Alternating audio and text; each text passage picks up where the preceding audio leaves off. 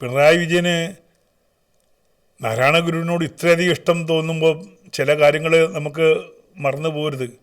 സഖാവെ, നിങ്ങളുടെ ആൾക്കാരല്ലേ ഈ ഗുരുവിനെ ഇങ്ങനെ കുരിശിലടിച്ചിട്ട് പ്രദർശിപ്പിച്ചത്, ഓർക്കുന്നുണ്ടോ? സഖാവ് പെട്ടെന്നെല്ലാം മറന്നു പോവുകയാണ്. ഗുരുവിനെ തള്ളിപ്പറഞ്ഞത് ഇവിടുത്തെ ഡിവൈഎഫ്ഐക്കാരും സഖാക്കളുമാണ്.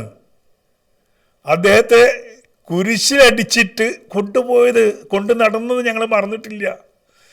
ഒരു സ്ഥലത്ത് ഒരു പരിപാടിയിൽ താങ്കളല്ലേ എഴുന്നേറ്റ് നിൽക്കാതിരുന്നത് അല്ലേ? എനിക്ക് തോന്നുന്നു അന്ന് ദൈവദശകമാണ് ചൊല്ലിയെന്ന് സംശയമുണ്ട് എനിക്ക്. താങ്കൾ എഴുന്നേറ്റില്ല. പിണറായി വിജയൻ അപമാനിച്ചു ഗുരുവിനെ. ഞാനങ്ങനെ ഓർക്കുന്നു. എൻ്റെ ഓർമ്മ ശരിയാണെങ്കിൽ അത് സംഭവിച്ചതാണ്. അതേപോലെ തന്നെ ഇപ്പോൾ ഞാൻ ഒന്ന് നോക്കിക്കോട്ടെ, ഞാൻ എടുത്തു വെച്ചാൽ മറന്നുപോയി ഒരു വാർത്ത. മരണാനന്തര ചടങ്ങിൽ ദൈവദശകം ചൊല്ലാൻ CPM വിലക്ക്.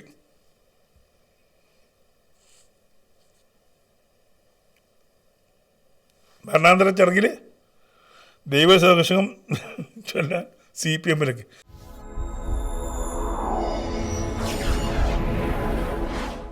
നമസ്തേ, രാംസ് വോയിസിലേക്ക് ഏവർക്കും സ്വാഗതം. ഇന്ന് ജനുവരി 1. എല്ലാവരും പുതുവർഷ പുലരിയുടെ ആഹ്ലാദമൊക്കെ കഴിഞ്ഞ് നിൽക്കുന്ന അവസ്ഥയാണ്. അപ്പോൾ ഇന്നത്തെ വിഷയം ഞാൻ ഹെഡിങ്ങിൽ തന്നു. കുറച്ച് ദിവസമായി പിണറായി വിജയൻ സഖാവ് സനാതനധർമ്മത്തെ ഇങ്ങനെ ഞോണ്ടിക്കൊണ്ടിരിക്കുന്നു. ഇപ്പം നമുക്ക് ഗുരുവിനെക്കുറിച്ചാണ് വിവക്ഷ. ഗുരുവും സനാതനധർമ്മവും രണ്ടാണ് എന്നുള്ളതാണ് അദ്ദേഹത്തിൻ്റെ അഭിപ്രായം. സനാതനധർമ്മത്തിൽ ഗുരുവിനെ ചേർത്ത് വയ്ക്കരുത്. അപ്പോൾ ഈ സനാതനധർമ്മം എന്താണ്? അത് RSSൻ്റെ വല്ലതുമാണോ? വിജയ സഖാവെ, ചോദിക്കുന്നതിൽ വിരോധം തോന്നരുത്. ഇത് കമ്മ്യൂണിസ്റ്റ് മാനിഫെസ്റ്റോ പോലെയുള്ള ഒരു സംഗതിയാണോ ഈ സനാതനധർമ്മം? അത് ബ്രാഹ്മണ സൃഷ്ടിയാണോ സനാതനധർമ്മം? അങ്ങ് സനാതനധർമ്മത്തിലല്ല നാരായണ ഗുരു നിൽക്കുന്നത്. രണ്ടും രണ്ട് ധർമ്മമാണ്. ഗുരുവിൻ്റെ ധർമ്മമല്ല സനാതനധർമ്മം എന്നൊക്കെ പറയുമ്പം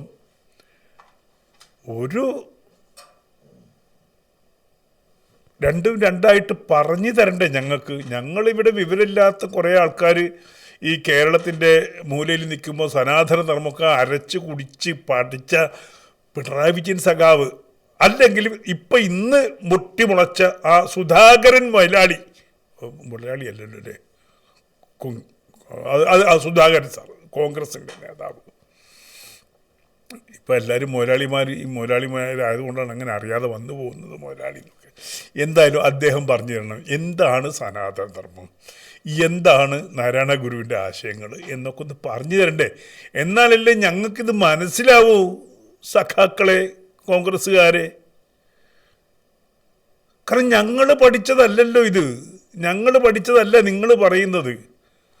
ഞങ്ങൾ സനാതനധർമ്മം പഠിച്ചത് ഗുരുക്കന്മാരുടെ അടുത്തു നിന്നും ഭാരതീയ സംസ്കൃതിയുടെ ഭാഗമായിട്ടുള്ള ഗീത വായിച്ചിട്ടും ഒക്കെയാണ് ഞങ്ങൾ ഈ സനാതനധർമ്മത്തെക്കുറിച്ച് പഠിക്കുന്നത്. ഈ ഞങ്ങൾ പഠിച്ചതിലൊന്നും സനാതനധർമ്മത്തിന് ജാതിയും മതമൊന്നുമില്ല. അത് ഭാരതത്തിന് വേണ്ടി മാത്രം ഉണ്ടായിട്ടുള്ള സംഗതിയല്ല. അപ്പം സനാതനധർമ്മം എന്താണെന്ന് നമ്മൾ ഗ്രന്ഥങ്ങളിലൂടെ നോക്കി കാര്യങ്ങൾ മനസ്സിലാക്കി അത് എല്ലാത്തിനെയും എങ്ങനെയാണോ കാണേണ്ടുന്നത്, അല്ലെങ്കിൽ എല്ലാം എങ്ങനെയാണോ നിലനിൽക്കേണ്ടുന്നത്, പ്രാപഞ്ചികമായിട്ട് ബാലൻസ്ഡ് ആയിട്ടുള്ള ഒരു വ്യവസ്ഥേനെയാണ് സനാതനധർമ്മം എന്ന് പറയുന്നതാണ് ഞാൻ പഠിച്ചതൊക്കെ. അപ്പം നമുക്ക് വേണ്ട, നമ്മളിപ്പോൾ എൻ്റെ അഭിപ്രായം പറഞ്ഞിട്ട് ഇനിയൊരു കുഴപ്പമുണ്ടാവണ്ട. ഞാൻ ഒരു ഗ്രന്ഥത്തിലേക്ക് പോവുകയാണ്. ഇത് കേരളത്തിലെ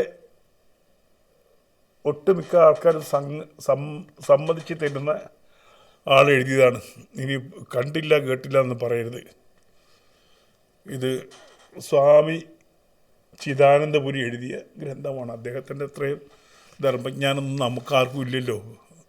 പിണറായി വിജയന് അദ്ദേഹത്തെക്കാളും ധർമ്മജ്ഞാനം ഉണ്ടാവാം. പക്ഷേ എങ്കിലും ഞാൻ അദ്ദേഹം എഴുതിയ കുറച്ച് കാര്യങ്ങളൊന്നും വായിക്കുകയാണ്. നമുക്ക് വെറുതെ അറിയണമല്ലോ എന്തായി ഈ സനാതനധർമ്മം എന്നുള്ളത്. അതുകൊണ്ടൊന്ന് തപ്പിയെടുത്തതാണ്. എന്താണ് സനാതനധർമ്മം? ആദ്യം നമുക്ക് പദത്തെ ശ്രദ്ധിക്കാം. ഏത് വിഷയവും ചിന്തിക്കുന്നത് പദാർത്ഥത്തെ ചിന്തിച്ചുകൊണ്ടായിരിക്കുന്നതാണല്ലോ ഉചിതം. ഇവിടെ സനാതനധർമ്മം, ധർമ്മം എന്നീ രണ്ട് ശബ്ദങ്ങളാണുള്ളത്. സനാതന എന്ന ശബ്ദം ഒരിക്കലും നശിക്കാത്തത് എന്നർത്ഥമുള്ള സനാത് എന്ന അവ്യയത്തിൽ നിന്നുണ്ടാവുന്നത്. അതിൻ്റെ കൂടെ ഭാവസൂചകമായി അന എന്ന പ്രത്യയവും ചേരുന്നു. ല്യു എന്ന പ്രത്യയത്തിൻ്റെ ആദേശമായിട്ടാണ് അന എന്ന് വരുന്നത്. പല അർത്ഥങ്ങളിലും ല്യു പ്രത്യയം വരാമെങ്കിലും ഇവിടെ ഭാവത്തെ കുറിക്കുന്ന പ്രത്യയമാണിത്. സനാദ് എന്ന അവ്യയത്തോടനുബന്ധിച്ച് ഭാവസൂചകമായി അനപ്രത്യയം വന്ന് സനാതനം എന്ന പദം സിദ്ധിക്കുന്നു. മനസ്സിലായല്ലോ? അതിൻ്റെ പദാർത്ഥം പോലെ പറയാം. അപ്പോൾ നാശരഹിതമായ ഭാവം. അപ്പോൾ സനാതന എന്ന് പറഞ്ഞാൽ നാശരഹിതമായ ഭാവം. സനാതന എന്ന പദം സിദ്ധിക്കുന്നു. അപ്പോൾ നാശരഹിതമായ ഭാവം എന്തിനുണ്ടോ അതാകുന്നു സനാതനം. നാശരഹിതമായ ഭാവം എന്തിനുണ്ടാവുന്നോ അതാണ് സനാതനധർമ്മം.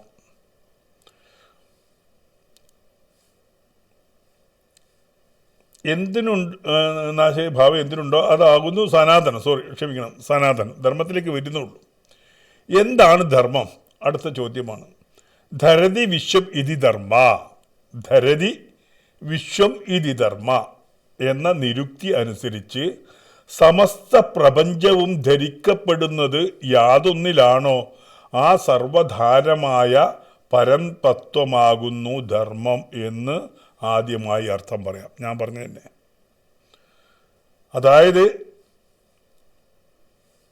സമസ്ത പ്രപഞ്ചവും ധരിക്കപ്പെടുന്നത് യാതൊന്നിലാണോ ആ സർവധാരമായ പരംതത്വമാകുന്നു ധർമ്മം എന്നുള്ളത്.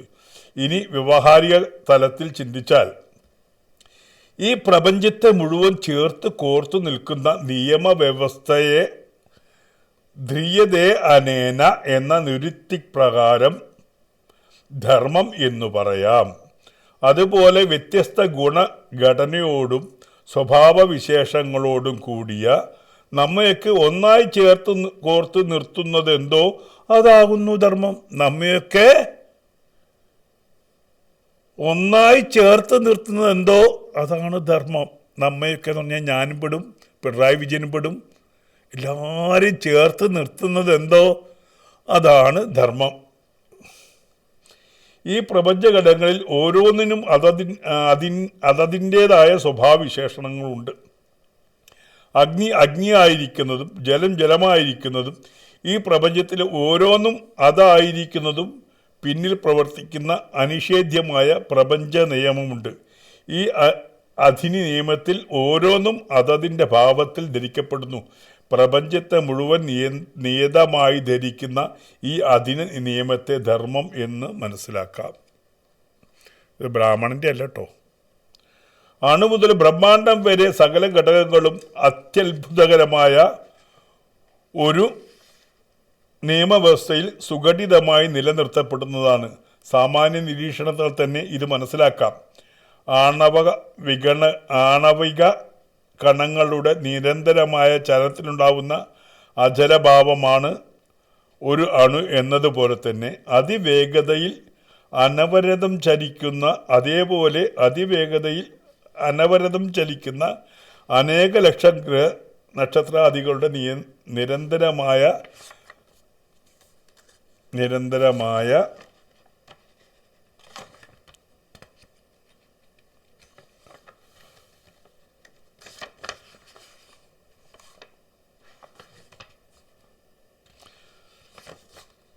ചലനത്താലുള്ള അചലഭാവമാണ് ഈ ബ്രഹ്മാണ്ടം. എന്നാൽ ഇവിടെയെല്ലാം അത്ഭുതകരമായ ഒരു വ്യവസ്ഥയിൽ സകലതും നിലനിൽക്കുന്നതായി നമുക്ക് മനസ്സിലാക്കാൻ സാധിക്കും. ഈ വ്യവസ്ഥ തന്നെയാണ് ധർമ്മം. അപ്പം ഞാൻ ആദ്യം ചുരുക്കി പറഞ്ഞ ആ വ്യവസ്ഥ, ഈ പ്രപഞ്ചം എങ്ങനെ നിലനിൽക്കുന്നു പരസ്പരം പൂരകമായിട്ട്, അത് കൃത്യമായിട്ട് ചലിച്ചുകൊണ്ട്, സൂര്യൻ കൃത്യമായി ഉദിച്ചുകൊണ്ട്, ഭൂമി കൃത്യമായി കറങ്ങിക്കൊണ്ട്, ജലം മഴ കൃത്യമായി പെയ്തുകൊണ്ട്, ഇങ്ങനെ പ്രപഞ്ചത്തെ എങ്ങനെ കൊണ്ടുപോകുന്നു. അതിന് ഒരു ചെറിയ ശോഷണം എവിടെയെങ്കിലും സംഭവിച്ചാൽ ഇതിൻ്റെ ബാലൻസ് തെറ്റും. ഈ ബാലൻസ് തെറ്റാത്ത അവസ്ഥയാണ് ധർമ്മം എന്ന് പറയുന്നത്. ധാരണാധർമ്മ, ധരിക്കുന്നത് കൊണ്ട് ധർമ്മം എന്നതാണ് ധർമ്മശബ്ദത്തിൻ്റെ മറ്റൊരു പ്രസിദ്ധമായ നിരുക്തി. ഈ പ്രപഞ്ചത്തെ ചേർത്ത് കോർത്തിരിക്കുന്ന നിയമവ്യവസ്ഥയെ ധ്രിയതേ അനേന എന്ന നിരുക്തി പ്രകാരം ധർമ്മം എന്ന് പറയാം എന്ന് നാം ചിന്തിച്ചു. ഇവിടെ സ്വാഭാവികമായും ഒരു ചിന്ത വരാം, ധർമ്മം ധരിക്കുന്നതിൽ നാമായിട്ട് ഒന്നും ചെയ്യേണ്ടതില്ലല്ലോ. ധർമ്മശാസ്ത്രങ്ങളെ പഠിക്കുകയോ ധാർമ്മിക അവബോധം ഉറപ്പിക്കുകയോ ആചാരങ്ങളെയും ജീവിതത്തെ തന്നെയും മൂല്യങ്ങൾക്കനുസരിച്ച് ചിട്ടപ്പെടുത്തുകയോ ഒന്നും ചെയ്യേണ്ടതില്ലല്ലോ. അമ്മ കുഞ്ഞിനെ എടുത്തു ധരിക്കുന്നു എന്നുള്ളിടത്ത് കുഞ്ഞിന് പ്രത്യേകമായി ഒരു കർത്തവ്യവുമില്ല. അച്ഛൻ കൈപിടിച്ചു നടത്തുന്ന കൊച്ചുകുട്ടി അച്ഛൻ്റെ കയ്യിൽ സുരക്ഷിതനാണ്. അവിടെ കുട്ടിക്ക് ഒന്നും ചെയ്യേണ്ടതായിട്ടില്ല. ഇതേപോലെ ധർമ്മം നമ്മളെ ചേർത്ത് കോർത്ത് നിർത്തി രക്ഷിക്കുന്നു എന്ന് പറയുമ്പോൾ നാമായിട്ടൊന്നും പരിപാലിക്കേണ്ടതില്ലോ എന്ന ശങ്ക വരാം. ഈ പ്രശ്നത്തിന് സമാധാനം കാണാൻ ശ്രമിക്കുമ്പോഴാണ് ധാരണാധർമ്മം എന്ന ധർമ്മനിർവചനം ഏറ്റവും പ്രസക്തമായിത്തീരുന്നത്. ഈ ലോകത്തിലെ അംഗങ്ങളെന്ന നിലയിൽ നാം ഒക്കെ ജീവിതത്തിൽ ഏത് മൂല്യങ്ങളെ പരിപാലിച്ചാണോ ഈ ലോകം നന്നായി ചേർത്ത് കോർത്ത് നിർത്തപ്പെടുന്നത്, ആ മൂല്യങ്ങളാകുന്നു ധർമ്മം. ഇതിൽ വ്യക്തമായി കഴിഞ്ഞു. പരസ്പരം ചേർന്ന് അതാത് വ്യവസ്ഥയുടെ മൂല്യങ്ങളോട് ചേർന്ന് നിൽക്കുന്ന, പരസ്പര പൂരകമായി നിൽക്കുന്ന വ്യവസ്ഥയ്ക്കാണ് ധർമ്മം എന്ന് പറയുന്നത്. അപ്പോൾ ആ ധർമ്മ വ്യവസ്ഥയെ സംരക്ഷിക്കുക എന്ന് പറഞ്ഞാൽ വാളെടുത്തിട്ട് അങ്ങോട്ടും ഇങ്ങോട്ടും വെട്ടുക എന്നുള്ളതല്ല. ഇപ്പം നമ്മൾ പറയാറുണ്ട് പ്രകൃതിയെ രക്ഷിക്കണം. ഇപ്പം പിണറായി വിജയൻ സഖാവൊക്കെ കാലാകാലങ്ങളിലായിട്ട് പ്രകൃതി സംരക്ഷണം, മരുന്നടിയിൽ ഇതൊക്കെ പറയുന്നുണ്ടല്ലോ. ഇത് ധർമ്മത്തിൽ നിന്ന് വന്നതാണ്. കാരണം വനം ഇല്ലാതായാൽ ധർമ്മവ്യവസ്ഥയ്ക്ക് കോട്ടം തട്ടും. ആലുവ പുഴയിൽ ഫാക്ടറികളുടെ മാലിന്യം എത്തിക്കഴിഞ്ഞാൽ നമ്മൾ കണ്ടു, കഴിഞ്ഞ വർഷം ധർമ്മവ്യവസ്ഥയ്ക്ക് കോട്ടം തട്ടി മത്സ്യങ്ങൾ മൊത്തം ചത്തുപൊന്തുന്നത് കണ്ടു. ഇപ്പോൾ ഡൽഹിയിൽ ധർമ്മവ്യവസ്ഥയ്ക്ക് കുഴപ്പം പറ്റുന്നുണ്ട്. കാരണം എന്താ, അവിടെ വായു എന്ന് പറയുന്ന ഏറ്റവും പ്രധാനമായിട്ടുള്ള ഘടകത്തിലേക്ക് മാലിന്യം കലരുന്നു. അപ്പോൾ അവിടെ ജീവിക്കാൻ പറ്റാത്ത അവസ്ഥ വരുന്നു. അതിനാണ് അധർമ്മം എന്ന് പറയുക. ഇതൊക്കെ മനുഷ്യൻ സൃഷ്ടിക്കുന്നതാണ്. മനുഷ്യൻ സൃഷ്ടിക്കുന്ന അധർമ്മം എന്ന് പറയുന്നത് ഈ പ്രപഞ്ചത്തിൻ്റെ നല്ലതായ പോക്കിന് വിഘാതം സൃഷ്ടിക്കുന്ന എന്തു പ്രവൃത്തിയും ധർമ്മത്തിനെ ശോഷിപ്പിക്കുന്നതാണ്, ധർമ്മത്തിനെ ഹനിക്കുന്നതാണ്. അപ്പോൾ മനുഷ്യന് അവിടെ ചില ധർമ്മങ്ങളുണ്ട്. ഈ പ്രാപഞ്ചികമായിട്ട് ചലനം സംഭവിക്കുമ്പോൾ അതിനെ സുഖകരമായി നിലനിർത്താൻ ഈ ഭൂമി അതിൻ്റെ ഭാഗമാണല്ലോ, പ്രപഞ്ചത്തിൻ്റെ ഭാഗം തന്നെയാണല്ലോ ഭൂമി. ഈ ഭൂമി അതിൻ്റെ വ്യവസ്ഥയ്ക്കനുസരിച്ച് നിലനിർത്താനുള്ള ബാധ്യത മനുഷ്യനാണ്. കാരണം മനുഷ്യനാണ് കടന്നുകയറ്റക്കാരൻ. ഒരു സിംഹവും വന്ന് ഫാക്ടറി സൃഷ്ടിക്കുന്നില്ല. ഒരു കടുവയും വന്ന് ഇവിടെ വണ്ടി ഓടിച്ച് മാലിന്യം ഉണ്ടാക്കുന്നില്ല. മനുഷ്യനാണ് ഇതിനെ ഒക്കെ, അതായത് ഈ പ്രകൃതിയെ നിയന്ത്രിക്കുന്നതും നശിപ്പിക്കുന്നതും ഒക്കെ മനുഷ്യന് ബാധ്യതയായിട്ടുള്ളതാണ്. മനുഷ്യരാണ് അതിൻ്റെ ഇടപെടുന്നത്. അതുകൊണ്ട് തന്നെ ഈ ധർമ്മവ്യവസ്ഥയിൽ അതേപോലെ തന്നെ ഈ മൃഗങ്ങളെ നിലനിർത്തുന്നതും ധർമ്മവ്യവസ്ഥയിലാണ്. മനസ്സിലാകുന്നുണ്ടോ? ഈ ധർമ്മവ്യവസ്ഥ എന്ന് പറഞ്ഞാൽ പരസ്പരം എല്ലാം ബാലൻസ്ഡ് ആയിരിക്കണം. മൃഗങ്ങളെ സംരക്ഷിക്കണം, പ്രകൃതിയെ സംരക്ഷിക്കണം, ലഹരിയിൽ നിന്ന് മനുഷ്യരെ മാറ്റി നിർത്തണം, ജീവിതം സുഖകരമായിട്ട് കൊണ്ടുപോകാൻ പ്രകൃതിയെ ഹനിക്കാതെ നമ്മുടെ മനസ്സിനെ നിയന്ത്രിക്കണം, പഞ്ചേന്ദ്രിയങ്ങളെ നിയന്ത്രിക്കണം. ഇതൊക്കെ തന്നെ ഈ ധർമ്മവ്യവസ്ഥയുടെ ഭാഗമാണ്. അതല്ലാതെ സനാതനധർമ്മം എന്ന് പറയുമ്പോൾ തന്നെ ബ്രാഹ്മണന്റെ കോണാൻ തപ്പാൻ പോയി കഴിഞ്ഞാൽ അതിന് വേറെ അർത്ഥം കിട്ടും. അതാണ് ഇവർക്കൊക്കെയുള്ള കുഴപ്പം. ഇവരൊക്കെ ബ്രാഹ്മണന്റെ കോണാൻ തപ്പാൻ പോകുന്ന വ്യവസ്ഥയിൽ വിശ്വസിക്കുന്നവരാണ്. ഒരു കാലഘട്ടത്തിലുണ്ടായിട്ടുള്ള അപജയം, ആ അപജയം മുൻനിർത്തിക്കൊണ്ട്, ആ അപജയത്തെ ചാരിക്കൊണ്ട് ധർമ്മവ്യവസ്ഥയെ മുഴുവൻ നിരാകരിക്കുന്ന കമ്മ്യൂണിസ്റ്റ് ആശയങ്ങളോട് സുധാകരനും ചേർന്ന് നിൽക്കുന്നു. കമ്മ്യൂണിസ്റ്റുകാരന് ധർമ്മവ്യവസ്ഥയില്ല. 51 വെട്ടിക്കൊല്ലുന്ന ധർമ്മത്തിൽ വിശ്വസിക്കുന്ന ഒരാൾക്ക് മാനുഷാത എന്ന് പറയുന്ന ധർമ്മവ്യവസ്ഥയോട് യോജിച്ചു പോകാൻ കഴിയില്ല. അതാണ് സത്യം. ഭാരതീയ ധർമ്മ വ്യവസ്ഥ നിൽക്കുന്നത് മാനുഷാത എന്ന് പറയുന്നിടത്താണ്. നിന്നിലും എന്നിലും ഈശ്വരനുണ്ടെന്ന് വിശ്വസിക്കുന്നതാണ് ഭാരതീയ ധർമ്മവ്യവസ്ഥ. അതിന് ഇടക്കാലത്ത് അടിമയും ഉടമയും ആക്കി ആരെങ്കിലും മാറ്റിയിട്ടുണ്ടെങ്കിൽ അത് മാറിക്കഴിഞ്ഞു. ആ വ്യവസ്ഥയ്ക്ക് മാറ്റം വരുത്താനാണ് ഗുരു ശ്രമിച്ചത്. ഈ അടിയാനും ഉടയവനും തമ്മിലുള്ള ബന്ധം, ഈ ശത്രുതാ മനോഭാവം ഇല്ലാതാക്കാൻ വേണ്ടിയിട്ടാണ് നാരായണ ഗുരു ശ്രമിച്ചത്. അതല്ലാതെ സനാതനധർമ്മം ഇല്ലാതാക്കാൻ വേണ്ടിയിട്ടാണ് എന്ന് എങ്ങനെയാണ് പറയുക? കാരണം നമ്മുടെ നാരായണ ഗുരുവിൻ്റെ സൃഷ്ടികളൊക്കെ ഒന്ന് എടുത്തു നോക്കൂ. ആര് വായിക്കുന്നില്ലേ? നമ്മളെ പഠിപ്പിച്ചിട്ടില്ല അത് നാരായണ ഗുരുവിൻ്റെ സൃഷ്ടികളൊന്നും. ഇപ്പോഴത്തെ ഒരു കുട്ടികൾ വായിച്ചാൽ കടുപ്പമുള്ള മലയാളമാണ്.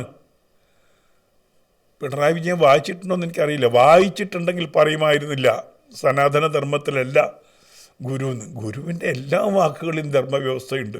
ഞാനൊന്ന് നോക്കാം. ആത്മോപദേശ ശതകത്തിലേക്ക് ഒന്ന് പോവാം നമുക്ക്. അതിൽ ഗുരു എഴുതിയിരിക്കുന്നു, ത്രിഗുണമയം, സത്വം, രജസ്, തമസ് എന്നീ 3 ഗണങ്ങളെ കരിച്ചെടുത്ത തിരുനീറണിഞ്ഞ ഭസ്മം പൂശിയിരിക്കുന്ന ഒരു ഈശന് അകമലരിട്ട് ഏകനായ ഈശ്വരന് സങ്കല്പങ്ങളാകുന്ന പൂക്കൾ അർപ്പിച്ച് വണങ്ങി സമർപ്പണ ഭാവത്തോടുകൂടി അക്ഷം ആറി ഇന്ദ്രിയങ്ങൾക്ക് വിഷയങ്ങളോടുള്ള കൊതി ആറിത്തണുത്ത് സകലം അഴിഞ്ഞ് എല്ലാ ലൗകിക ബന്ധങ്ങളിൽ നിന്നും മുക്തനായി തണിഞ്ഞ് ശാന്തചിത്തനായി കേവലമായതിൻ്റെ മഹിമയുമറ്റ് അത്ഭുതാതരങ്ങളും ഇല്ലാതായി മഹസ്സിൽ ആത്മജ്യോതിസിൽ ആണിടേണം, ആണ്ടുപോയി അതായി തീർന്നിടണം. ഇത് എവിടെ നിന്ന് കിട്ടിയാണ് സഖാവ്? ഇത് കമ്മ്യൂണിസ്റ്റ് മാനിഫെസ്റ്റോ എന്ന് കിട്ടിയതാണോ? അതോ ഭാരതീയ ധർമ്മശാഖയിൽ നിന്ന് കിട്ടിയതാണോ? സഖാവൊന്ന് പോയി നോക്കുക. ഈ പറയുന്ന ത്രിഗുണമയം എന്താണ്? ത്രിഗുണമയം ഈ 3 ഗുണങ്ങളെക്കുറിച്ച് ഭഗവാനാണ് എന്നെ പഠിപ്പിച്ചത്. താമസ ഗുണം, രാജസ ഗുണം, സ്വാത്വികം. ഭാരതീയ ധർമ്മവ്യവസ്ഥ ഈ ഗുണങ്ങളെ നമുക്ക് പരിചയപ്പെടുത്തിയിട്ട് സ്വാത്വികമായിട്ട് മാറുക എന്നുള്ളതാണ് നമ്മുടെ ധർമ്മം. സാത്വികമായിട്ട് പിന്നീട് എല്ലാ സാത്വികത്തെയും കരിച്ചു കളഞ്ഞിട്ട് ഏറ്റവും ശാന്തമായിട്ടുള്ള ഒന്നുമില്ലാത്ത അത് ഗുണാതീതമാവുക എന്ന് പറയും. ഈശ്വര ഭാരതീയ ധർമ്മശാഖയുടെ ഏറ്റവും മഹത്തമായിട്ടുള്ള ഒരു കണ്ടുപിടുത്തമാണത്. ഗുണാതീതനായ ബ്രഹ്മം, ഈശ്വരൻ ഗുണരഹിതനായിരിക്കണം. നമ്മളിപ്പോൾ അങ്ങോട്ട് പോകുന്നില്ല. ഈശ്വരത്വം എന്ന് പറഞ്ഞാൽ ഗുണരഹിതനാണ്, കള്ള് കൊടുക്കാത്തവനാണ്. അല്ലെങ്കിൽ കള്ളിലോ പെണ്ണിലോ തണുപ്പിലോ ചൂടിലോ നദിയിലോ ഒന്നും ഭ്രമിക്കാത്ത, ഒന്നിലും ഇടപെടാത്ത അവസ്ഥ എന്താണോ അതാണ് ഈശ്വരീയം. ഗുണാതീതമായിട്ടുള്ള ബ്രഹ്മം എന്ന് പറയും. ഇത് സഖാവിന് അറിയില്ല, പക്ഷെ ഗുരുവിനറിയാം. നാരായണ ഗുരു ഇതൊക്കെ പഠിച്ചിട്ടുണ്ട്. അപ്പോൾ നാരായണ ഗുരുവിൻ്റെ ചെവിയിൽ ആരും ഉരുക്കി ഒഴിച്ചിട്ടില്ല. ഉപനിഷത്തുകൾ പഠിച്ചിട്ടുണ്ട്, വേദങ്ങൾ പഠിച്ചിട്ടുണ്ട്, പുരാണങ്ങൾ പഠിച്ചിട്ട് തന്നെയാണ് ഗുരു എഴുതിയിരിക്കുന്നത്. സനാതനധർമ്മം അറിയാത്ത വ്യക്തിയല്ല ഗുരു, സനാതനധർമ്മം തന്നെയാണ് ഗുരു. അത് മനസ്സിലാക്കാനുള്ള മനസ്സുണ്ടാവണം. ഇനി ഞാൻ പറയാം, ആര്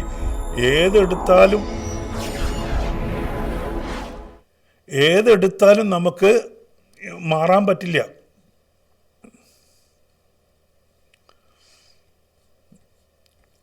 അടുത്ത ഒരു വരി എടുത്ത് നോക്കുക. ത്രിഭുവന സീമ കടന്നു തിങ്ങി വിങ്ങും ത്രിപുടി മുടിഞ്ഞു തെളിഞ്ഞിടുന്ന ദീപം കപടയതിക്കു കരസ്ഥമാകുവിലെ ഉപനിഷ മുക്തി രഹസ്യമൂർത്തിയുടെ എണ്ണം. ഇങ്ങനെ കടുപ്പുള്ള മലയാളമാണ്. അതിൻ്റെ അർത്ഥം കേൾക്കണം. ഈ പിണറായി വിജയനും ഈ കോൺഗ്രസ്സുകാരൊക്കെ ഒന്ന് കേൾക്കണം. ഗുരുവിൻ്റെ വാക്കുകളാണ്, രാമസിംഹൻ പറയുന്നതല്ല. ത്രിഭുവന സീമ കടന്ന് ജാഗ്രത, സ്വപ്നം, സുഷുപ്തി, ഇതൊക്കെ എവിടെ നിന്ന് വരുന്നതെന്ന് പിണറായി വിജയന് അറിയില്ല, പോട്ടെ. എന്നീ 3 ലോകങ്ങൾക്കും അപ്പുറത്ത് തിങ്ങി വിങ്ങും നിറഞ്ഞ് പ്രകാശിക്കുന്നതുമായ ത്രിപുടി മുടിഞ്ഞു, ത്രിപുടിയുടെ നാശത്തിലൂടെ മാത്രം തെളിഞ്ഞിടുന്ന ദീപം, സാക്ഷാത്കരിക്കുന്ന ആത്മദീപം കപടയതിക്ക്, കള്ളസന്യാസിക്ക് കരസ്ഥമാകൂയില്ല എന്നാണ് എഴുതിയിരിക്കുന്നത്. അനുഭവവേദ്യമാവുകയില്ല എന്ന തരത്തിലുള്ള ഉപനിഷദ്യുക്തി രഹസ്യം, ഉപനിഷത്തിൻ്റെ യുക്തിരഹസ്യം, ഉപനിഷത്തിൽ പറഞ്ഞിരിക്കുന്ന രഹസ്യമായ ദർശനം ഓർത്തിടേണം, എപ്പോഴും ഓർക്കണമെന്ന് നാരായണ ഗുരു നമ്മളെ ഓർമ്മിക്കുക. ഇനി എന്തെങ്കിലും പറയാനുണ്ടോ സഖാവേ?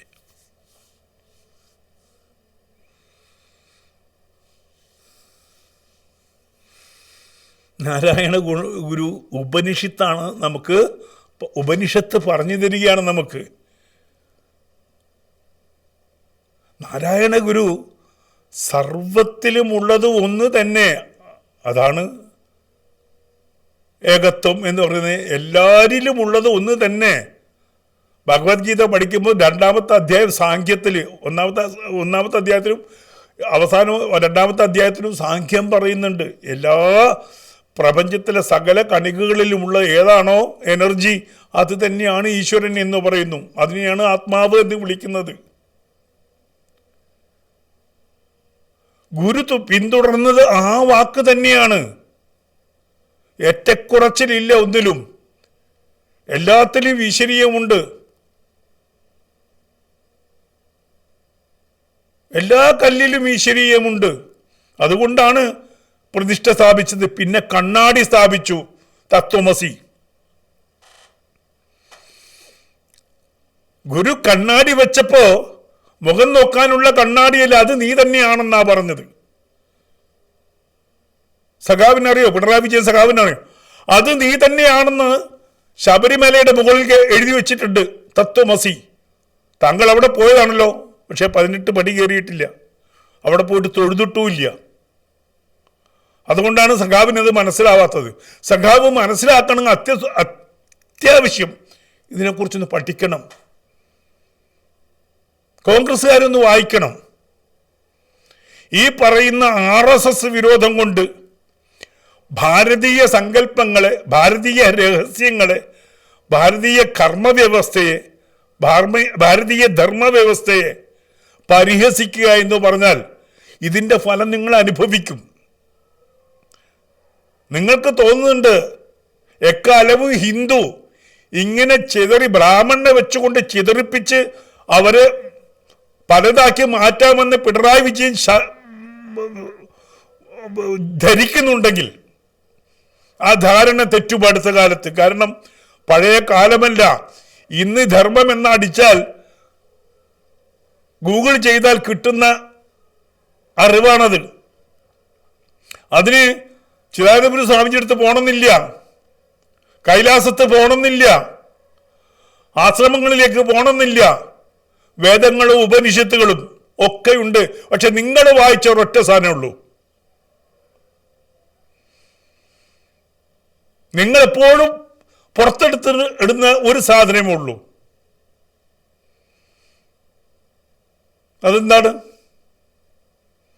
ബ്രാഹ്മണ മേൽക്കോയ്മ.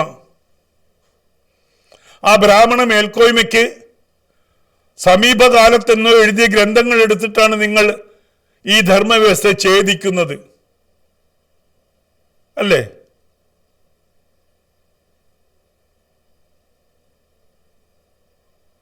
ബ്രാഹ്മണ മേൽക്കോയ്മ ബ്രാഹ്മണർ ഇതിൽ പെടുന്നതല്ല. ബ്രാഹ്മണരുടെ സങ്കല്പങ്ങളാണ് അത് ഇന്ത്യയെ നശിപ്പിക്കും എന്ന തരത്തിൽ. ബ്രാഹ്മണൻ അറിവുള്ളവനാണ്. ബ്രാഹ്മണൻ പൂണൂലുട്ടൊക്കെ ബ്രാഹ്മണനാണെന്നുള്ള ധാരണ ആദ്യം വയ്ക്കുക. മനുസ്മൃതി ഇതല്ലാതെ വേറൊന്നും വായിച്ചിട്ടില്ല. കമ്മ്യൂണിസ്റ്റുകാരൻ ആകെക്കൂടി വായിച്ചിട്ടുള്ള ഒരൊറ്റ ഗ്രന്ഥമുള്ളൂ മനുസ്മൃതി. വേറെ ഹിന്ദുക്കളൊന്നും ഇത് വായിക്കുന്നുമില്ല. അതാ രസം. ഭഗവത്ഗീത വായിക്കില്ല, മനുസ്മൃതി തെരഞ്ഞു പിടിച്ച് വായിക്കും. കാരണം മനുസ്മൃതിയിൽ ഈ ബ്രാഹ്മണ മേൽക്കോയ്മയെക്കുറിച്ച് പറഞ്ഞിട്ടുണ്ട്. ഇപ്പോഴുള്ള മനുസ്മൃതി ആരെഴുതിയെന്ന് ആർക്കും അറിയില്ല. ആരെഴുതിയെന്ന് ആർക്കും അറിയാത്ത ആ ഗ്രന്ഥത്തിൻ്റെ മുകളിലാണ് ഇപ്പോഴുള്ള പിടിച്ചു നിൽപ്പ്. ആകെ കൂടെ കമ്മ്യൂണിസ്റ്റുകാർക്കും കോൺഗ്രസ്സുകാർക്കും ഒക്കെ പിടിച്ച്. എന്നാൽ ശരീഅത്തെന്ന് പറഞ്ഞാൽ തേനൊലിക്കും സഖാവിൻ്റെയൊക്കെ വായിന്ന്. ശരീഅത്തെന്ന് പറയേണ്ട കാര്യമേ ഉള്ളൂ. അപ്പോൾ ഒലിച്ചിറങ്ങും. എന്തു നല്ല നിയമങ്ങളാണെന്ന് പറയും. അതിനെ തൊട്ട് കളിക്കണ്ടെന്ന് പറയും. ശരീരത്തിന് തൊട്ട് കളിക്കണ്ട, ഖുർആനെ തൊട്ട് കളിക്കണ്ട എന്ന് പറയും. അത് ഈ സഖാവും പറയും, കോൺഗ്രസ്സുകാരും പറയും. കാരണം അതിന് അവരെ സംബന്ധിച്ചോളം വാല്യൂ കൂടുതലാണ്. ഞാൻ എപ്പോഴും പറയാറുണ്ട്, ഹിന്ദുക്കൾ ഇത് കേൾക്കാൻ ബാധ്യതപ്പെട്ടവരാണ്. എന്താണ് സനാതന ധർമ്മം എന്ന് ചോദിച്ചാൽ മണ്ണാങ്കട്ട ഒന്നും അറിയാത്ത വലിയൊരു സമൂഹമാണ് ഇവിടെ ഉള്ളത്. അവിടെയാണ് പിണറായി വിജയൻ വിജയിച്ച് നിൽക്കുന്നത്. അവിടെയാണ് സുധാകരൻ വിജയിച്ച് നിൽക്കുന്നത്. ഇതിന് തിരിച്ചു കിട്ടുന്നുണ്ട്. പണ്ട് കോണാൻ തപ്പി നടന്ന ഒരു സഖാവ് ഇപ്പം കയ്യാലപ്പുറത്തെ തേങ്ങ പോലെയാണ്. അങ്ങോട്ടും ഇല്ല ഇങ്ങോട്ടും ഇല്ല. അറിയാലോ. പിന്നെ കുളിസിയും കാണാൻ വേണ്ടി പോയ ഒരു മന്ത്രി ഇപ്പൊ എവിടെയുള്ളത്? എല്ലാ ഹിന്ദു സ്ത്രീകളും കുളിച്ച് ഈറനായിട്ട് അമ്പലത്തിൽ പോകുമ്പം അതിനെ പരിഹസിച്ച മന്ത്രി. ഇവരൊക്കെ അവസ്ഥ ഇന്നെന്താ? ഇനി നാളെ പിണറായിക്ക് വരാൻ പോകുന്ന അവസ്ഥ എന്താണെന്ന് എനിക്ക് വരാൻ പറ്റില്ല. കാരണം ചെയ്യുന്ന അത്രമാത്രം ദ്രോഹമാണ്. ഭാരതത്തിൻ്റെ ധർമ്മത്തിന് മതവുമില്ല, ജാതിയുമില്ല, ഒന്നുമില്ല. എല്ലാവർക്കും. അത് ഭാരതത്തിന് വേണ്ടി മാത്രമല്ല. അതുകൊണ്ടാണല്ലോ സ്വാമി വിവേകാനന്ദൻ പോയിട്ട് അമേരിക്കയിൽ പ്രസംഗിച്ചപ്പം എൻ്റെ സഹോദരന്മാരെ എന്ന് പറഞ്ഞപ്പം നീണ്ടു നിന്ന് എഴുന്നേറ്റ് നിന്ന് കൈയടിച്ചത്. അതിൻ്റെ കൺസെപ്റ്റ് എന്താണ് പിണറായി വിജയൻ അറിയൂ? അതിൻ്റെ കൺസെപ്റ്റ് എന്താണ്? ലോകമേ തറവാട് എന്ന കൺസെപ്റ്റ് എവിടുന്ന് വന്നേണ്? ലോകാ സമസ്ത സുഖിനോ ഭവന്തു എന്ത് പറയപ്പെടും? അതിൽ ബ്രാഹ്മണനും പറഞ്ഞിട്ടുണ്ട്. ബ്രാഹ്മണൻ്റെയാണ്. ബ്രാഹ്മണനും പശുവിനും എല്ലാവർക്കും സുഖം ഭവിക്കട്ടെ എന്നാണ് പറഞ്ഞിരിക്കുന്നത്.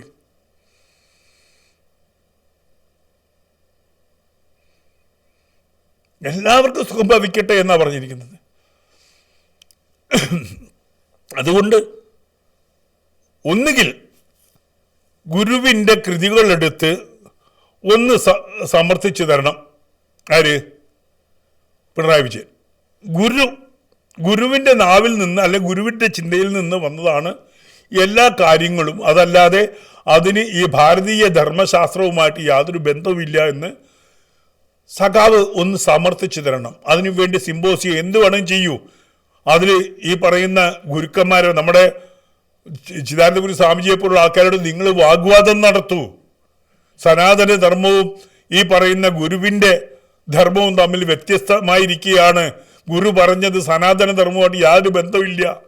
ഭാരതീയ സങ്കല്പങ്ങളുമായിട്ടോ വേദങ്ങളുമായിട്ടോ ഇതിഹാസങ്ങളുമായിട്ടോ ഒന്നും തന്നെ നാരായണ ഗുരുവിന് ബന്ധമില്ല എന്ന് നിങ്ങളൊന്ന് സമർത്ഥിക്കൂ. പരയുടെ പാല് നുകർന്ന ഭാഗ്യവാന്മാർക്ക്, പരമാത്മജ്ഞാനത്തിൽ നിന്നും ഊറി വരുന്ന ആനന്ദ അനുഭവം നുകർന്ന അനുഗ്രഹീതർക്ക് ഒരു 10,000 ആണ്ട് ഒരല്പനേരം അറിവ് അപര പ്രകൃതിക്ക് അധീനമായാൽ അരനൊടി 1000 ആണ്ട് പോലെ തോന്നും. പരമാത്മജ്ഞാനത്തിൽ നിന്നും ഊറി വരുന്ന ആനന്ദാനുഭവം നുകർന്ന അനുഗ്രഹീതർക്ക് ഒരു 10,000 വർഷം പോലും ഇത്തിരി നേരമായി അനുഭവപ്പെടും. ബോധം തന്നിൽ നിന്നും അന്യമായ പ്രകൃതിക്ക് വശപ്പെട്ടു പോയാൽ അരനിമിഷം 1000 വർഷം പോലെ തോന്നും. എല്ലാം ഗുരു എഴുതിയത് ഒന്നും അധിക വിശാല മരുപ്രദേശം ഒന്നായി നദി പെരുകുന്നത് പോലെ നാദം വന്ന് ശ്രുതികളിൽ വീണ് അക്ഷി എന്നും യഥമന്യലും യതിവര്യൻ ആയിടേണം. വളരെ വിശാലമായ മരുഭൂമിയിലാകവേ നദി കരകവിഞ്ഞൊഴുകുന്നത് പോലെ പ്രണവധ്വനി ഉറവ പൊട്ടി വന്ന് ഉൾക്കാതിൽ വീണ് അകക്കണ്ണ് തുറപ്പിക്കുന്നു. ഇതിന് എപ്പോഴും യമനം ശീലമാക്കിയ സന്യാസി ശ്രേഷ്ഠൻ ആയിരിക്കണം. ഗുരുവിൻ്റെ വാക്കുകളാണ് കേട്ടോ. എന്തിനാണ് നമ്മൾ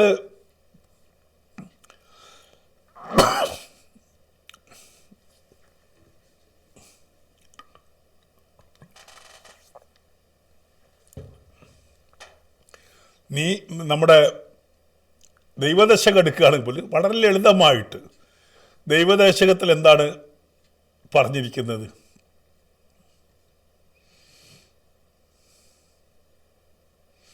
ദൈവമേ കാത്തുകൊള്ളുക അങ്ങു കൈവിടാതെ അങ്ങു ഞങ്ങളെ, നാവികൻ നീ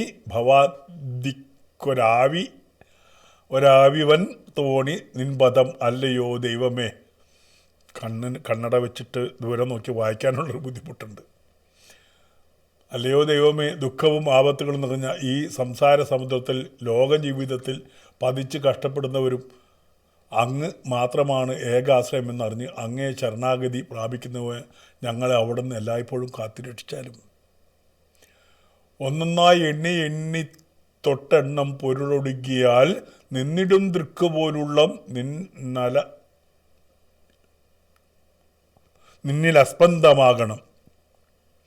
1, 2, 3 എന്നിങ്ങനെ ഒന്നൊന്നായി മുൻപിലുള്ള വസ്തുക്കളെ കണ്ടുകൊണ്ട് എണ്ണിത്തൊട്ട് എണ്ണുമ്പോൾ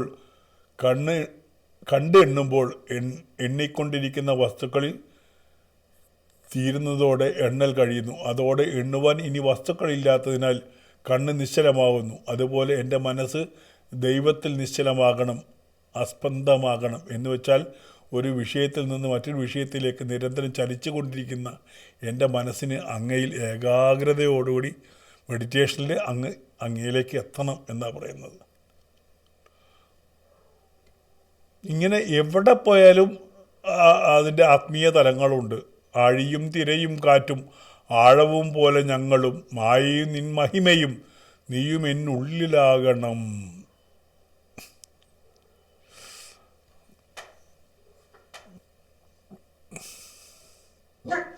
നീയല്ലോ മായയും മായാവിയും മായാവിനോദനും, നീയല്ലോ മായയെ നീക്കി സായുജ്യം നൽകുമാര്യനും.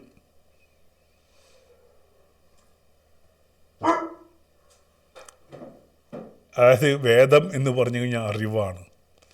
ജ്ഞാനം നേടുക എന്ന് തന്നെയാണ് ഗുരു പറഞ്ഞിട്ടുള്ളത്.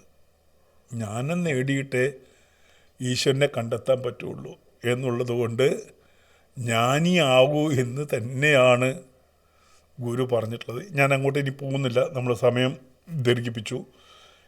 സത്യത്തിൽ പിണറായി വിജയൻ്റെ ഈ ജൽപ്പനങ്ങൾക്ക് മറുപടി നൽകാൻ സന്യാസിമാർ വരേണ്ടതാണ്. പക്ഷേ എന്തുകൊണ്ടൊന്നും അദ്ദേഹത്തിനൊന്നും മറുപടി കൊടുത്തിട്ടൊരു കാര്യമില്ല. കാരണം ബോധമുള്ളവർക്കേ ഈ ബോധം വരൂ എന്നുള്ളത് കൊണ്ട് ഈ പറയുന്ന കുനഷ്ട സ്വഭാവം, ഈ പറയുന്ന ഭാരതത്തിനെതിരായിട്ടുള്ള, ഭാരതത്തിൻ്റെ ധർമ്മവ്യവസ്ഥയ്ക്കെതിരായിട്ടുള്ള ചിന്തകൾ കൊണ്ട് നടക്കുന്ന ഈ കോൺഗ്രസ്സുകാരും അവർ ഭാരതത്തിൻ്റെ കൂടെയല്ല. കോൺഗ്രസ്സുകാരനൊന്നും ഭാരതത്തിൻ്റെ കൂടെ ഒന്നുമില്ല. നെഹ്റു മുസ്ലിങ്ങളുടെ കൂടെ നിന്നിട്ടുള്ളൂ. ഇന്നത് തെളിഞ്ഞുകൊണ്ടിരിക്കുകയാണ്. അതേപോലെ തന്നെയാണ് കമ്മ്യൂണിസ്റ്റുകാരും ഭാരതത്തിൻ്റെ കൂടെ നിന്നിട്ടില്ല. ഭാരതത്തിൻ്റെ ധർമ്മം പഠിക്കാൻ അവർക്ക് താല്പര്യമില്ല, അത് പഠിപ്പിക്കാനും താല്പര്യമില്ല. ഇത് പഠിച്ചു കഴിഞ്ഞാൽ ആളുകൾ നന്നാവും. ജാതിയില്ല, മതവും ഇല്ല, നീ തന്നെയാണ് ദൈവം എന്ന് പറഞ്ഞത് ആരാണ്? ഗുരു പറയുന്നതിന് മുന്നേ ഞാൻ വായിച്ചത് ഭഗവത്ഗീതയിൽ നിന്നാണ്. ആരോട് ചോദിച്ചാലും കൊടുക്കേണ്ടത് ഞാനല്ലേ അർജുന എന്ന് പറയുന്ന എൻ്റെ ഗുരുനാഥനായിട്ടുള്ള കൃഷ്ണൻ്റെ നാവിൽ നിന്നാണ് ഞാനിത് കേട്ടത്. കൃഷ്ണൻ എന്ന് ജീവിച്ചു. അപ്പം ഈ ആശയം തന്നെയാണ് ഗുരു എടുത്തിട്ടുള്ളത്, അത് ലളിതമായി പറഞ്ഞു കൊടുത്തിട്ടുള്ളത്. ഈ പറയുന്ന നമ്മുടെ ഭാരതത്തിൽ വന്നു ചേർന്നിട്ടുള്ള അനാചാരങ്ങളെ ഇല്ലാതാക്കാനാണ് ഗുരു ശ്രമിച്ചത്, അല്ലാതെ ഭാരതീയ ധർമ്മശാഖയെ ഇല്ലാതാക്കാനല്ല. അതുകൊണ്ട് ഗുരുവിനെ അറിഞ്ഞവർ, അറിവുള്ളവർ പുറത്തു വന്ന് ഇതിനെതിരെ ശബ്ദം ഉയർത്തണം. ഗുരു പറഞ്ഞത് എന്താണെന്ന് പഠിപ്പിച്ചു കൊടുക്കണം. നമ്മളൊക്കെ നിർഭാഗ്യവാന്മാരാണ്. കാരണം ഈ നമ്മുടെ പാഠഭാഗങ്ങളിലൊന്നും തന്നെ ഇത് പഠന വിഷയമായിട്ടില്ല. ഭാരതീയ തത്വചിന്തയോ ഭാരതീയ ധർമ്മവ്യവസ്ഥയോ അതിൽ പറഞ്ഞിട്ടില്ല. ഹിന്ദു എന്നൊരു പദം നിങ്ങൾക്ക് കാണാൻ പറ്റില്ല. ഹിന്ദുസ്ഥാൻ നമ്മൾ പറയുന്നുണ്ട്, അത് ഈ ധർമ്മത്തിന് വിളിക്കുന്ന പേരാണ്. സിന്ധു നദീതട സംസ്കാരത്തിലുണ്ടായിട്ടുള്ള ധർമ്മവ്യവസ്ഥയെ, നമ്മുടെ ആചാര്യന്മാർ നമുക്ക് പറഞ്ഞു തന്നുള്ള ധർമ്മവ്യവസ്ഥയെ ഇന്ന് ലോകം മുഴുവൻ അംഗീകരിക്കുന്നു. ഗുരുവും അതിൻ്റെ ഭാഗം തന്നെയാണ്. കാരണം ഗുരു തെളിയിച്ചത് ഇത് വരേണ്യവർഗത്തിനു വേണ്ടി മാത്രമല്ല ധർമ്മമുള്ളത്, അത് ആർക്കും എടുക്കാം. ഗുരു സംസ്കൃതത്തെ അകറ്റി നിർത്തിയിട്ടുണ്ടോ? ഇല്ല. ഗുരു തത്വചിന്തകളെ അകറ്റി നിർത്തിയിട്ടുണ്ടോ? ഭാരതത്തിൻ്റെ ആത്മീയ ഭാവത്തെ മാറ്റി നിർത്തിയിട്ടുണ്ടോ? ഇല്ല എന്നുള്ളതാണ് എൻ്റെ തോന്നൽ. ഈ രാഷ്ട്രീയ കോമരങ്ങൾ നമ്മുടെ ധർമ്മവ്യവസ്ഥയെ ചോദ്യം ചെയ്യുമ്പോൾ ഒന്ന് ഗൂഗിൾ ചെയ്യാനെങ്കിലും സമൂഹം ശ്രമിക്കുക. എന്താണ് ധർമ്മവ്യവസ്ഥയെന്നും, നമ്മുടെ ആചാര്യന്മാർ ഏതെങ്കിലും ഒരു മതത്തിൻ്റെ ആളായിരുന്നോ, അല്ലെങ്കിൽ ഹിന്ദു എന്ന് പറഞ്ഞാൽ മതമാണോ, അതിലുപരി ധർമ്മമാണോ എന്നൊക്കെ ഒന്ന് പഠിക്കുക. ഇപ്പോൾ ഹിന്ദു വിരോധം പറഞ്ഞാൽ മുസ്ലിം വോട്ട് കിട്ടും എന്നുള്ള ആ ധാരണയിൽ കോൺഗ്രസും കമ്മ്യൂണിസ്റ്റുകാരും പോവുകയാണെങ്കിൽ ഹിന്ദുക്കൾ ഒരു ചെറിയ മറുപടിയെങ്കിലും കൊടുക്കുക. ധാരാളം ഞാൻ ഈ പറയുന്ന ഈഴവ സമുദായത്തിൽപ്പെട്ട അല്ലെങ്കിൽ ഈ തീയ സമുദായത്തിൽപ്പെട്ട പയ്യന്നൂർ ഉള്ള ഒരു ഗ്രാമത്തിൽ ഞാൻ പോയിട്ടുണ്ട്. അവിടെ സംസ്കൃതമാണ് സംസാരിക്കുന്നത്. ഏത് കാലഘട്ടം മുതലേ തുടങ്ങിയിട്ടുണ്ട്. അപ്പം നമ്മുടെ എല്ലാ സമുദായവും ഭാരതത്തിൽ വേദശാഖകൾ പഠിച്ചിട്ടുണ്ട്. അതുകൊണ്ടാണ് രാമായണം ഇത്രമാത്രം, എല്ലാവരും രാമായണം കളിക്കാത്ത ഏത് സമൂഹമാണുള്ളത്? ഏറ്റവും താഴെയുള്ള ആൾക്കാരും രാമായണം നാടകമായിട്ടും ക്ഷേത്രകലകളായിട്ടും കൊണ്ടു നടക്കുന്ന, രാമനില്ലാത്ത ഒരു പ്രദേശം കാണിച്ചു തരാൻ പറ്റുമോ? സീതയില്ലാത്ത പ്രദേശം കാണിച്ചു തരാൻ പറ്റുമോ? നമ്മുടെ പുരാണങ്ങൾ ഈ പറയുന്ന വിശ്വാസത്തോടൊപ്പം കടന്നു വന്നിട്ടുള്ളതാണ്. എല്ലായിടത്തും അത് നിലനിൽക്കുന്നുണ്ട്. നമ്മുടെ രാജ്യത്ത് മാത്രമല്ല.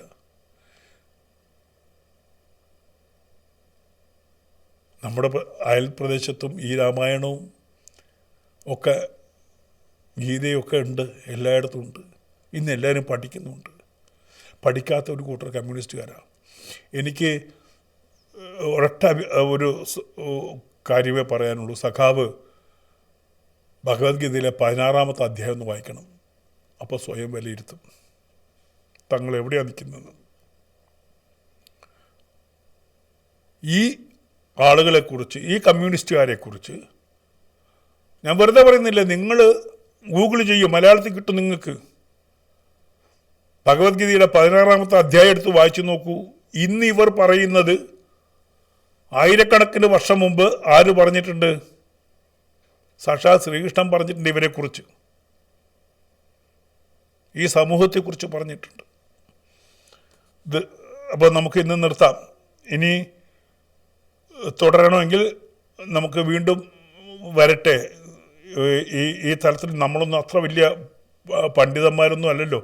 അല്പാൽപ്പം അറിയുന്നതെങ്കിലും പറയണ്ടേ നമുക്ക്. അത് പറയാൻ വേണ്ടി വന്നതാണ്. എന്തായാലും ഈ സമൂഹത്തിൽ പിണറായി വിജയൻ ഉണ്ടാക്കുന്ന ആ സ്പർദ്ധയ്ക്ക് പകരം അത് പഠിക്കാൻ ജനങ്ങൾ തുനിയുമെന്ന് എനിക്ക് ഉറപ്പാണ്.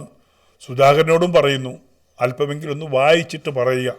അറ്റ്ലീസ്റ്റ് ഗുരു പറഞ്ഞിട്ടുള്ള ഗ്രന്ഥങ്ങളൊക്കെ ഒന്ന് വായിച്ചിട്ട് പറയുക. നമുക്കൊന്നും അങ്ങനെ ആഴത്തിൽ പഠിച്ച വ്യക്തികളല്ല, ആഴത്തിൽ പഠിച്ച വ്യക്തികളടുത്ത് ചോദിച്ച് മനസ്സിലാക്കുകയും ചെയ്യുക. ഗുരുവിൻ്റേതായിട്ടുള്ള തത്വചിന്തകളാണോ അതോ ഭാരതീയമായിട്ടുള്ള ചിന്തകളെയാണോ ഗുരു പ്രകടിപ്പിച്ചത്? നിങ്ങൾ പറയുന്ന പോലെ ഗുരു എതിരായിരുന്നു. എന്തിനെതിരായിരുന്നു? ഉച്ചനീചത്വങ്ങൾക്കെതിരായിരുന്നു, ജാതി വ്യവസ്ഥയ്ക്കെതിരായിരുന്നു.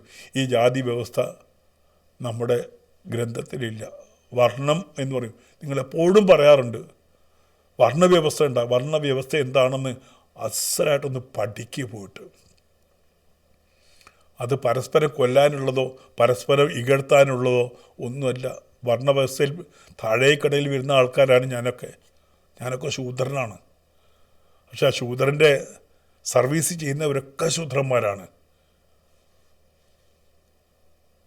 മന്ത്രിമാർ ശൂദ്രന്മാരാണ്. സർവീസാണ് ചെയ്യുന്നത്. ജനങ്ങൾക്ക് വേണ്ടി സർവീസ് ചെയ്യുന്ന സെക്ടർ ഏതാണെന്ന് വെച്ചാൽ ഏറ്റവും ശക്തമായ സെക്ടറാണ് ശൂദ്ര സെക്ടർ. ശൂദ്ര സെക്ടർ ഇല്ലെങ്കിൽ പ്രപഞ്ചം ഒരു മിനിറ്റ് മുന്നോട്ട് പോവില്ല, ഒരു പ്രോഡക്റ്റ് ഉണ്ടാവില്ല. അത്രമാത്രം മഹത്വം കൽപ്പിച്ചിട്ടുണ്ട് ശൂദ്ര സെക്ടറിന്. ബ്രാഹ്മണ സെക്ടറിന് കൊടുത്തിട്ടുണ്ട്. അവരാണ് പഠിപ്പിക്കുന്നത്, ശാസ്ത്രം പഠിക്കുന്ന എല്ലാം. പിന്നെ ക്ഷത്രിയ അതിനേക്കാളും വലുതായിട്ട് കൊടുത്തിട്ടുണ്ട്. രാജ്യത്തെ സംരക്ഷിക്കുന്നവരാണ് ക്ഷത്രിയർ. വൈശ്യരോ രാജ്യത്തിൻ്റെ സമ്പദ് വ്യവസ്ഥയെ പിടിച്ചു നിർത്തുന്നത് വൈശ്യരാണ്. എന്ത് രസകരമായിട്ടാണ് പറഞ്ഞിരിക്കുന്നത്. പരസ്പരം തല്ലാനല്ല. ഈ 4 വർണ്ണങ്ങളും ഇല്ലെങ്കിൽ പ്രപഞ്ചം ഒരു മിനിറ്റ് മുന്നോട്ട് പോവില്ല. വർണ്ണവ്യവസ്ഥയെ നിങ്ങൾ നിരാകരിക്കുന്നുണ്ടല്ലോ. ഈ 4 വർണ്ണവ്യവസ്ഥയും ഇല്ലെങ്കിൽ ഒരു മിനിറ്റ് പ്രപഞ്ചം മുന്നോട്ട് പോവില്ല.